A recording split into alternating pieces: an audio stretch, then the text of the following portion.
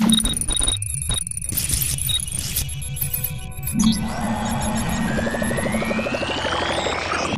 and welcome to this edition of the Halcyon Show. My name is not Lorne Risey, as you can tell from the evil moustache and the evil beard, or poor excuses for both. I'm actually Lorne's evil twin brother, Lonaldo.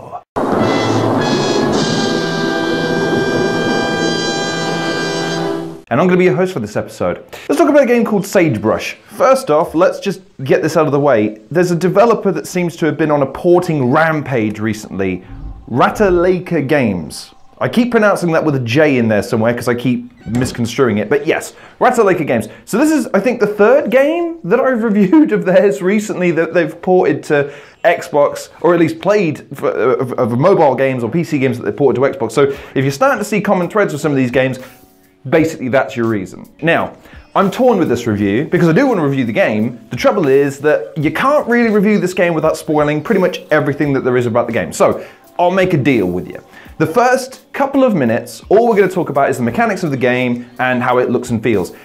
But then I got to talk about the rest of the game. So I will put a little spoiler warning thing at the bottom here. If you don't want to know what happens, and if you do want to play this game, then it's kind of critical that you don't know what happens in terms of the events as they unfold, because it will spoil everything. So let's get to the grips with what this game actually has to offer in terms of gameplay, presentation, and overall look and feel. So according to the Steam page, Sagebrush is a short-form, first-person narrative adventure about exploring the compound of an apocalyptic millennialist cult in New Mexico years after they collectively took their lives in a mass suicide event. And in Sagebrush, you'll investigate the long-abandoned, aforementioned Black Sage Ranch, the former home of Perfect Heaven, an apocalyptic cult formed in the early 1990s under the guiding hand of Prophet Father James. Doesn't that sound like a wonderful weekend away from the family? The game itself, according to the Steam page, is based on extensive research into cult groups, both famous and obscure, large and small. Sagebrush avoids simplistic motivations and easy answers. The members of the Flock, which is the name of the cult,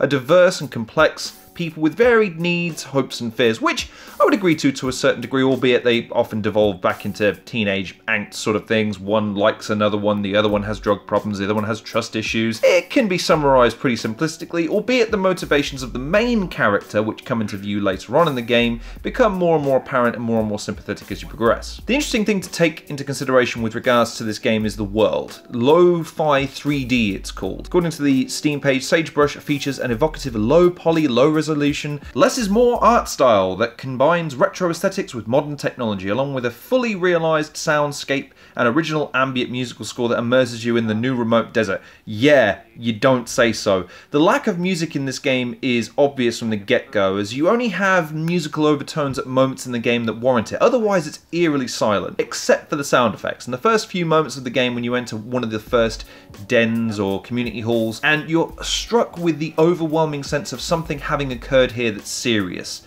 that's very depressive and oppressive as you immerse yourself in this world. The doors and any sound effects close so loudly. Small things like the creaking of the floorboards under your feet as you're exploring this world, just they stay with you for moments at a time. I also really loved the tape finding. You'll scatter across the world, you'll come across these tapes that give you some insight into the characters as you go by. The main character, Lillian, for instance, leaving you tidbits of how she was feeling at the time at certain points in her story, and the fact that when you click on this, the world itself turns into black and white, with sort of a light that cascades down on just the tape recorder, obscuring the view of anything else within a couple of feet of you. This helps narrow your focus and makes you pay attention to the story in a way that's perhaps more forceful than other games. And the low resolution doesn't necessarily impact the gameplay experience. Again, I would argue that it helps focus you on the path of getting past each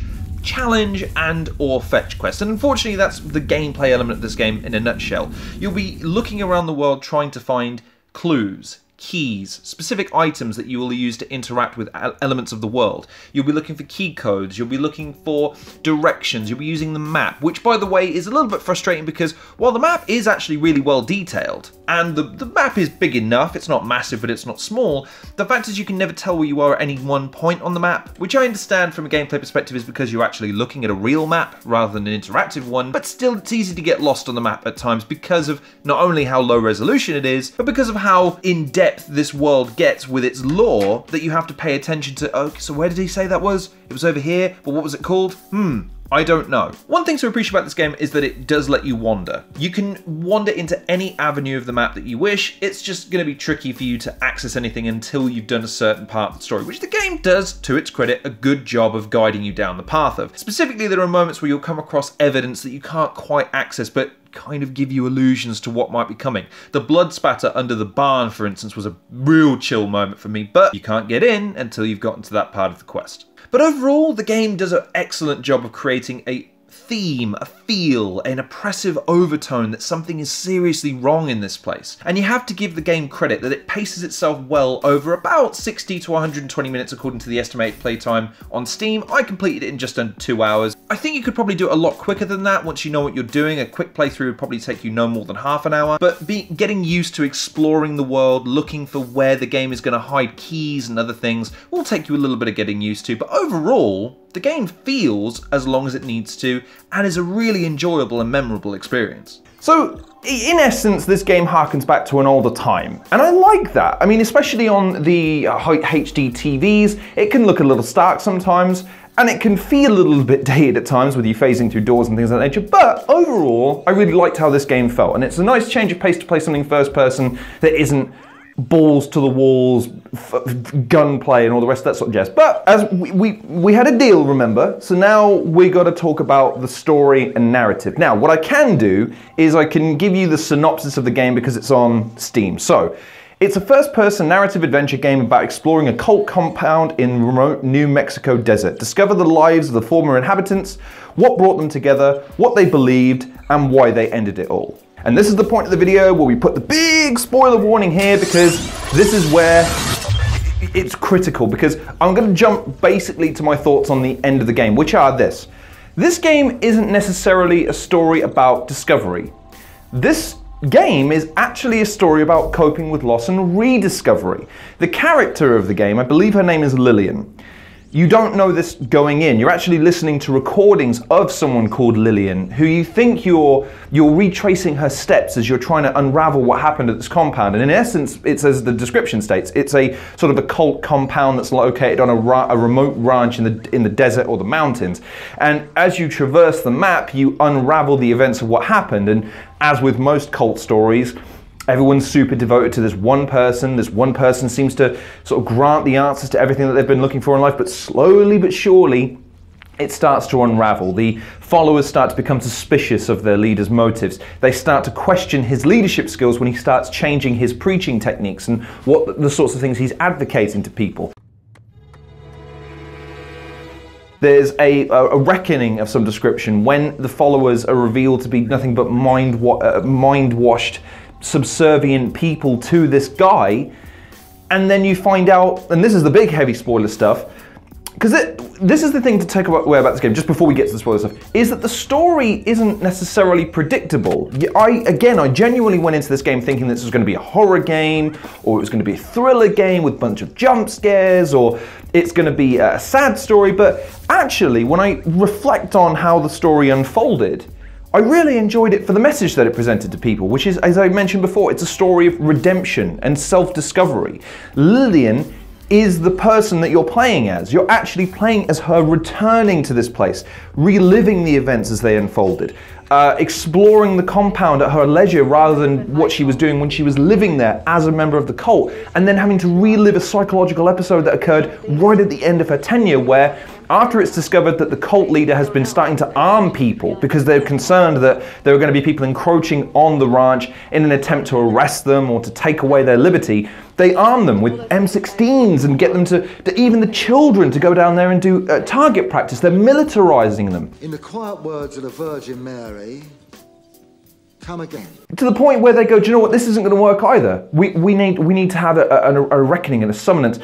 So they summon everybody to the chapel that's located at the top of the ranch, and they set fire to themselves. They immolate themselves. And it's this horrible moment in the game where when you finally navigate through the maze, and once you've located all the tidbits and unlocked everything and gotten the keys and explored the Raj and seen it for what it really is, that the cleansing chamber where people have to mutilate themselves in order to pay a penance for sins that they've committed. They've gone to the leader's house and they've seen that he's a control freak and he's a sex pest. He's exactly what you would imagine a cult leader would become once they become drunk with power. They get to the chapel and they self-immolate themselves, and it's a horrible moment because it just happened. Like you're in a derelict room and then suddenly, bam, the place is on fire. There are bodies everywhere that are just lying there praying and just kind of, it's an emotional and intense scene, which then leads into another series of psychological episodes that Lillian has to experience. She experiences,